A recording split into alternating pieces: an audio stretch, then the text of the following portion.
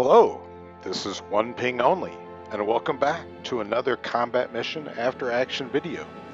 This time I will be executing one of the most difficult combat operations, a contested river crossing. Naturally, such an operation begins with an artillery barrage.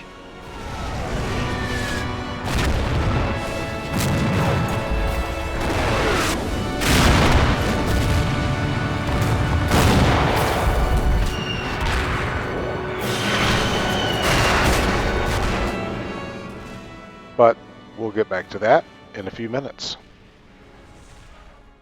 With a few random die rolls, the battle gets set up as a random hilly terrain map at dusk, with me rolling a recon force as the Waffen-SS attacker and Bricklord rolling an anti-tank and infantry unit as the Soviet defender.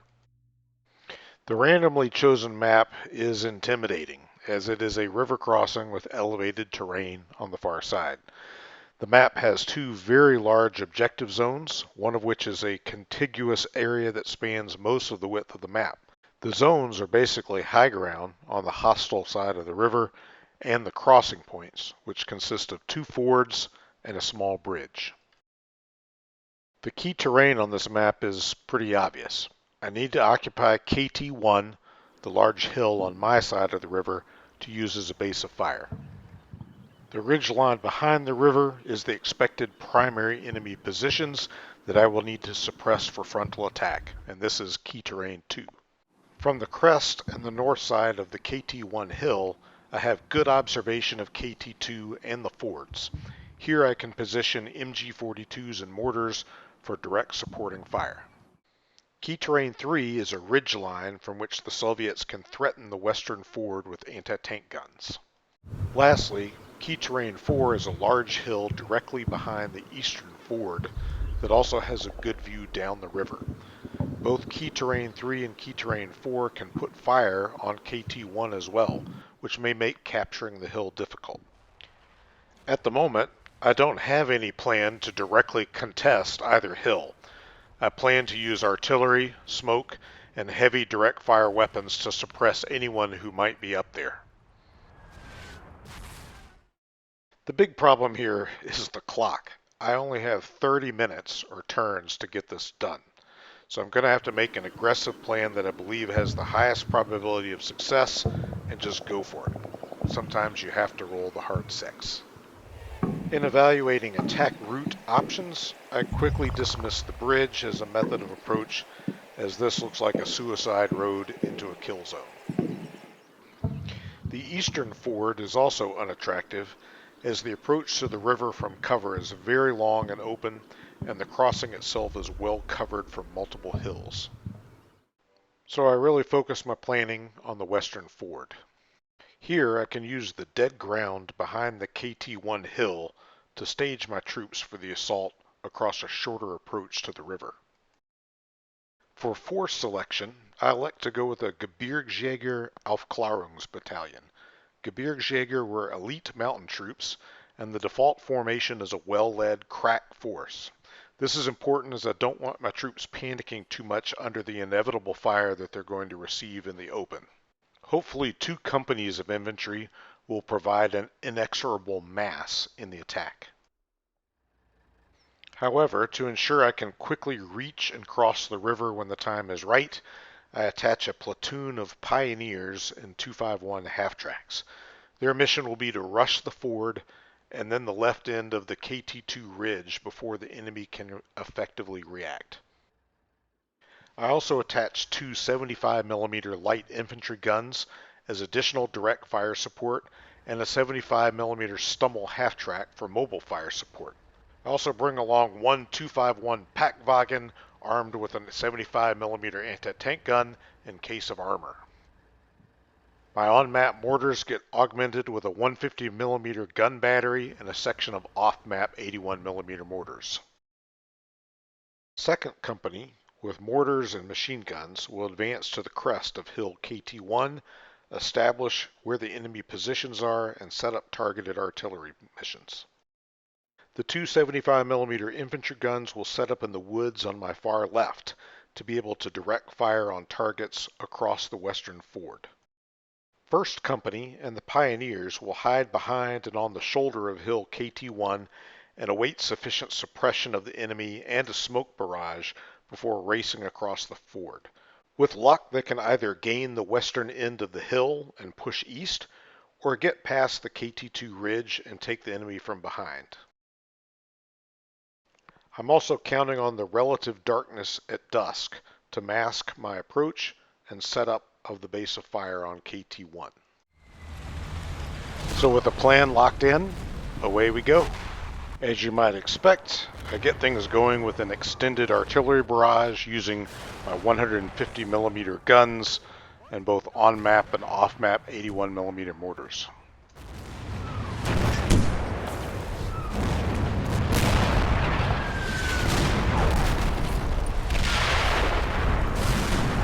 As my infantry charge up the hill to create the base of fire, this has to be a bit of a confidence booster.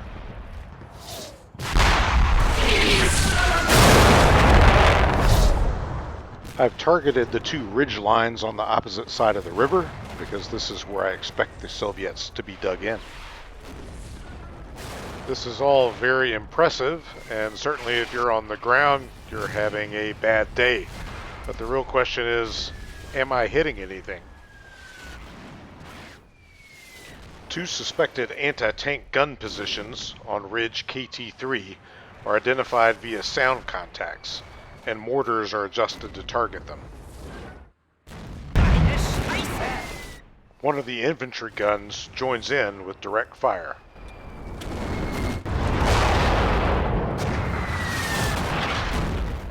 As the contacts do not resolve themselves, I believe I have knocked the guns out.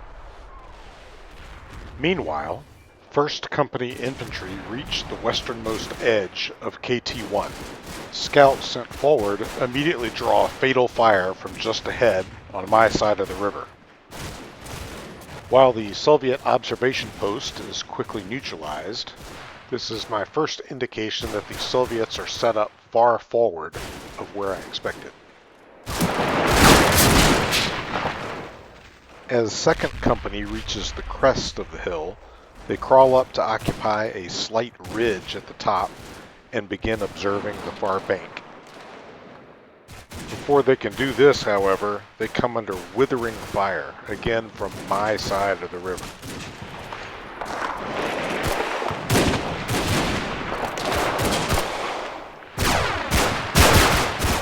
This is a full picket line of Soviet troops, many armed with submachine guns. To be honest, my plan assumed that my opponent would only contest the far bank of the river. Instead, Bricklord has done what I should have predicted, that he's defending the downward slope of the hill where I cannot bring full firepower to bear and where he is supported from the far bank. That support takes the form of a concrete bunker at the top of the ridge. I'm not sure how the Russians poured that thing so quickly here in the middle of nowhere, but it's there and I'm going to have to deal with it. I did expect some bunkers, and that's one of the reasons for bringing along the Stummel. There are also Maxim machine guns on the ridge that will need to be taken out or suppressed. In a hail of gunfire, my entire battalion command team is wiped out.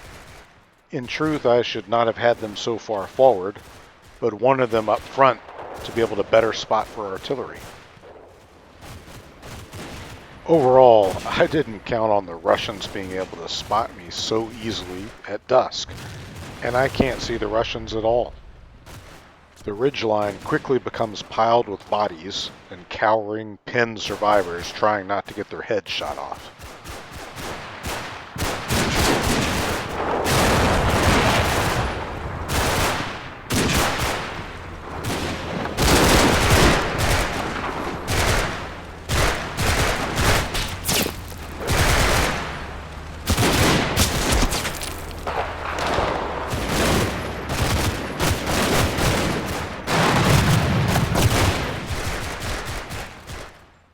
Some teams do fight back, but it does feel like I'm bleeding out faster than the enemy. Fortunately, Concentrating multiple full squads fire on the bunker, which I can see, does quiet down the bunker for a bit. Artillery fire helps too.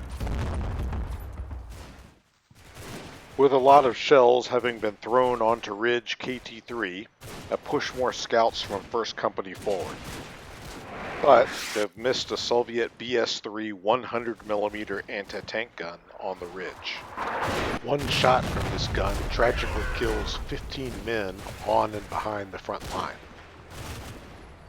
I quickly target the gun location using one of my infantry guns. It's not clear if I've achieved a kill, but there are no more shots from it.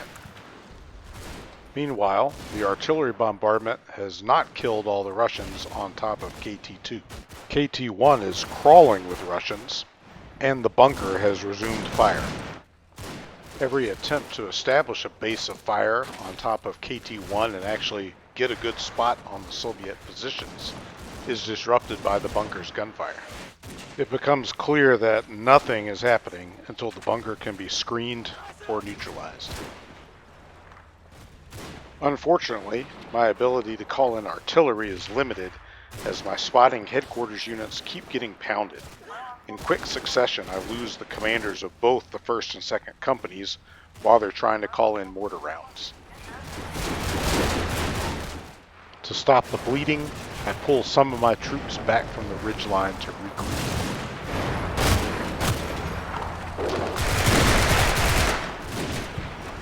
After a breather, I relocate part of 2nd Company towards the right-hand side of KT-1 in an attempt to find the enemy's flank.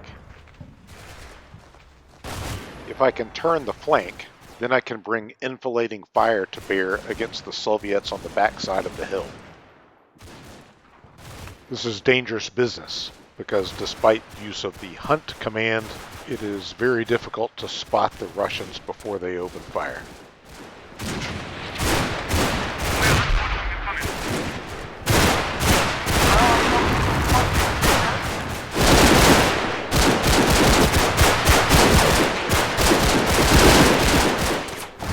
I also get more systematic about attacking the Soviet positions across the river.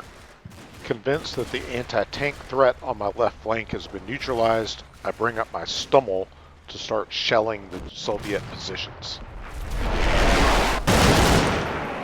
To deal with the bunker, both my Stummel and my 75mm infantry gun join in the attack. This appears to be very effective as the bunker remains silent.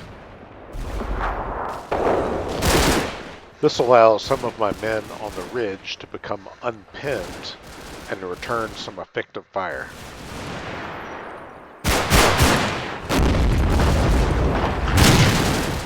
It's costly work, but for the next phase of the operation to succeed, it's necessary to pin and attrit the enemy forces. So you may be asking, hey OnePingOnly, I thought this was about a river crossing. And we're getting to that, now that the assault team is positioned and the enemy has been suppressed. Having finally found an officer and a radio man that can keep themselves alive long enough, I'm able to call in a mortar smoke mission to isolate the Western River crossing.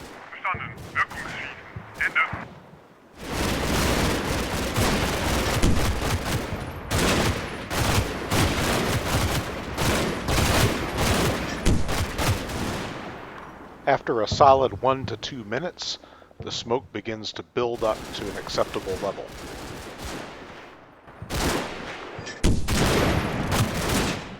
With suppressive fire from the Stummel, the infantry gun, and my ongoing long, slow 150mm artillery mission, 1st Company begins its dash toward the river.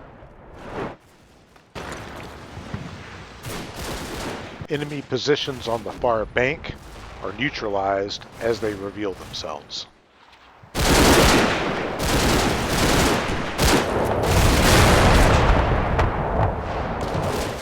It's really all a matter of timing for my smoke screen to fill in and block enfilading fire from the right as my infantry reaches the river.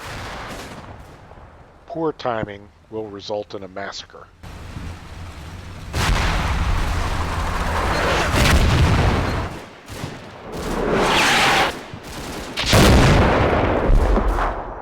Pioneers and their half-tracks join in for a quick mobile strike.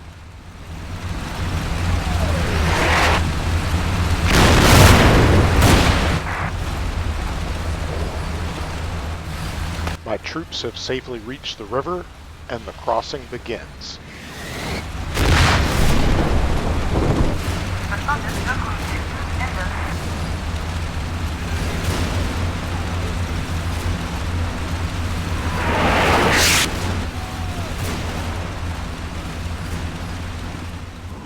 The smoke continues to hold, and I'm able to get a second wave to the river and across.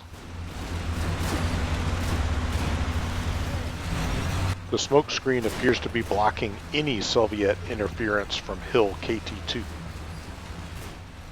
Being scared of anti-tank fire from Hill KT-4, I push my half-tracks forward aggressively. They literally run right over a Soviet scout team.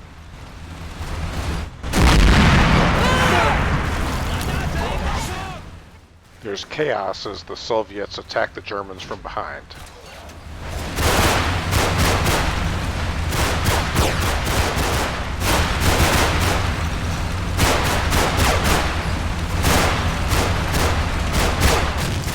A second half-track miraculously escapes damage. The command team in a Schwimmwagen attempts to drive by shooting.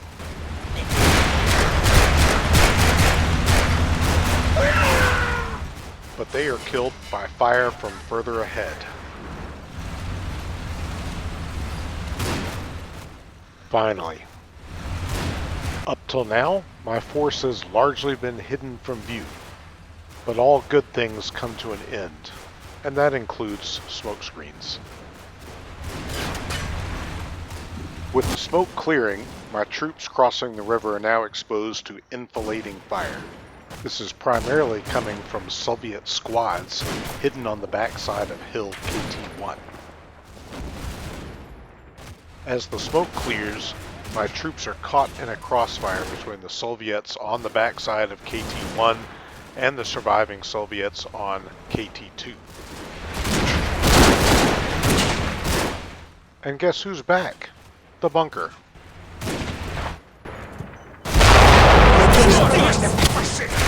Casualties are inflicted, but I do have the firepower to fight back.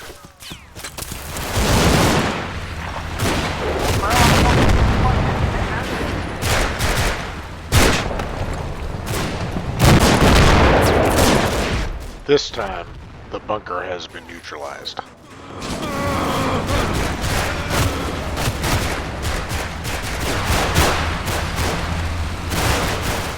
Soviet troops at the base of KT-2 also present a problem, inflicting casualties until superior firepower can be brought to bear.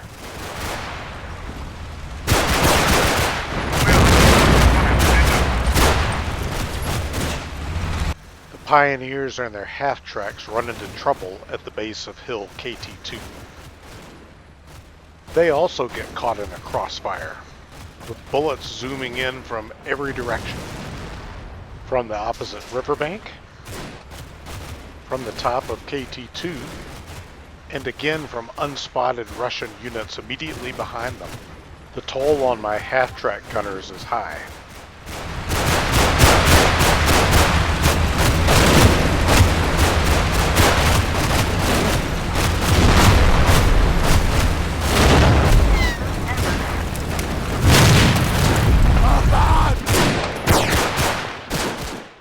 Pioneers now turn their attention to the Soviet troops on top of KT-2 and those hiding close behind.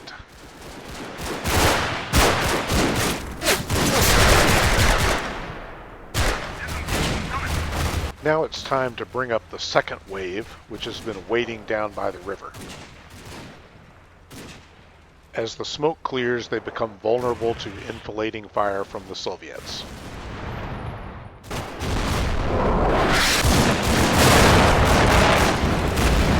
I've detailed one squad to fire back across the river to neutralize them, augmented from my base of fire on KT-1.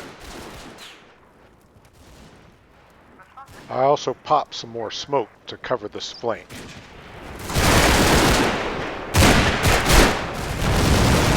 Soviets' attention now on my troops executing the river crossing, it's a good time to move my forces on the ridge of KT-1 up and fire down upon them.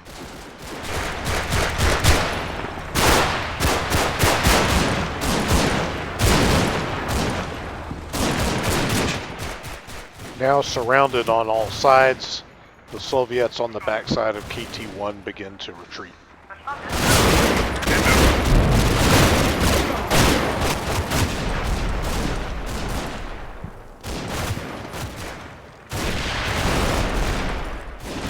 Surviving Soviets on hill KT-3 continue to cause trouble for my troops attacking KT-2.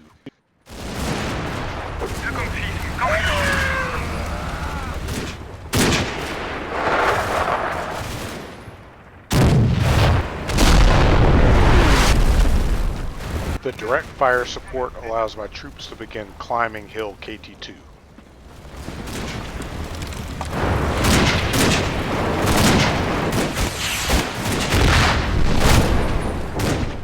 There are several Maxim and DP machine gun teams on the western end of KT-2 that have to be dealt with.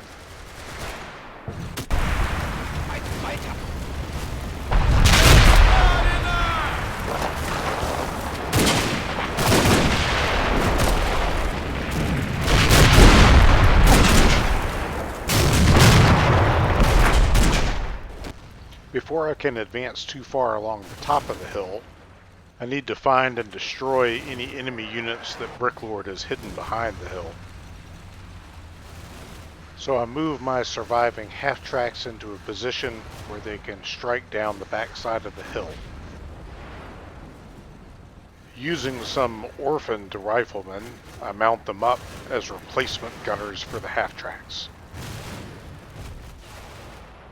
In the shadows, my infantry stumble on more Russians.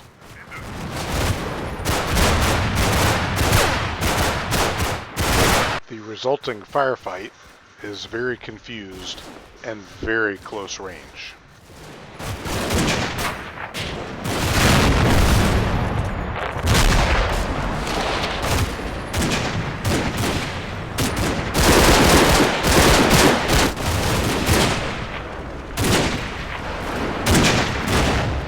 With the rear slope of hill KT-2 appearing clear, my attention can turn to other threats further down the valley.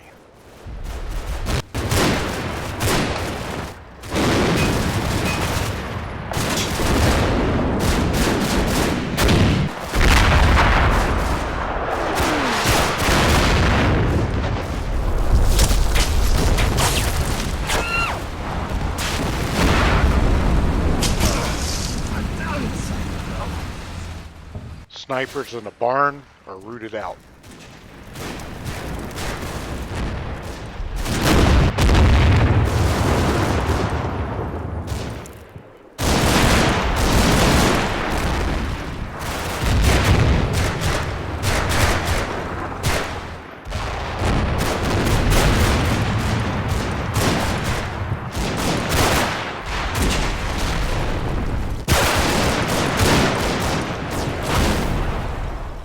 These threats cleared, I can push my troops along the spine of KT-2 in earnest.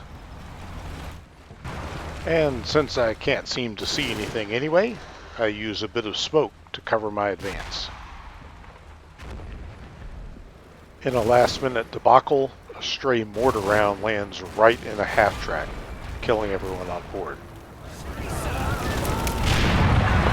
Confirming an earlier sound contact, soldiers on the ridge spot a T-70 light tank. This is quickly dispatched with the Panzerfaust.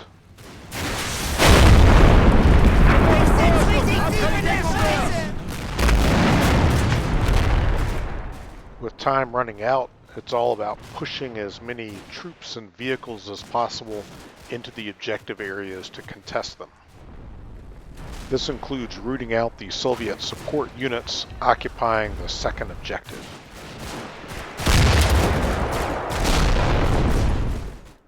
And in their last act, the pioneers finally destroy that troublesome but empty concrete bunker. Amazingly, I've earned a minor victory. I've taken 125 casualties and lost 2 vehicles.